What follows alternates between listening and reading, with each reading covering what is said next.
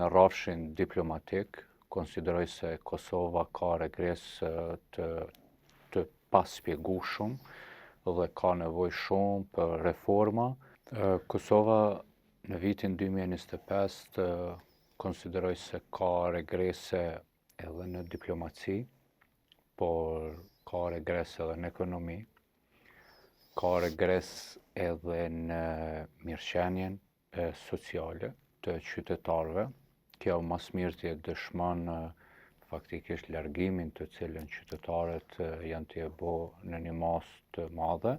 pra janë duke lshu venin tonë. Do me thonë, në realitet kemi shohum një ven, Kosova, ku ka nevojë shumë për përmirësime të cilat aktualisht nuk i ka.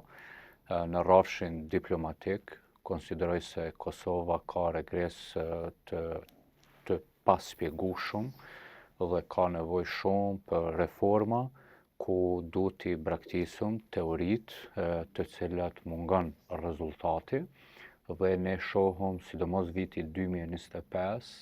Kosova më shumë ka pas pompozitete diplomatike, se sa rezultate të prekshme, konkrete, ku qoftë në investime, qoftë në krijimin e tregjeve për prodhuesit tanë, por qoftë edhe përmirësimin e imazhit të Kosovës në arenën ndërkombëtare. Këto janë 3 premisat kryesore në parametrat të diplomacisë. Nëse nuk i ki këto 3 parametra në kohën e paqes, pra që është misioni kryesor i diplomacisë, pra të sjell investime, të krijoj tregje dhe të përmirësohet imazhi i venit të cilin e përfaqëson në arenën ndërkombëtare, dhe në këto të trija është që duhet të jetë shumë diskutim i madh, dhe këtu duhet të jetë ajo kritika racionale për hir të venit tonë, që cili do kryeministër i jashtëm që të vjen,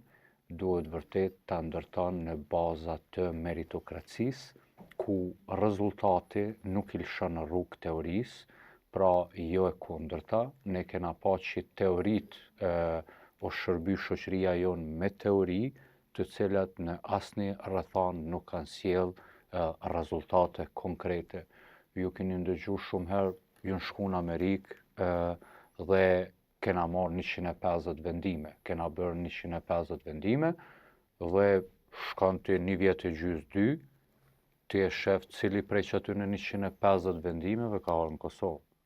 cili prej 150 vendimeve ka ndryshu diçka jetën e qytetarit.